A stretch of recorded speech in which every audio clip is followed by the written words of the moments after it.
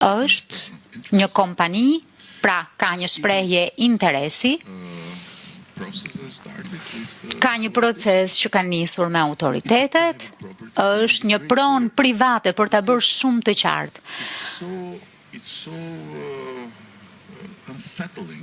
Sepse është kaq shqetësuese kur kalon nëpër të gjithë këta zinxhir të tërë postimesh pas postimesh dhe sheh gjëra që janë kaq të pasakta.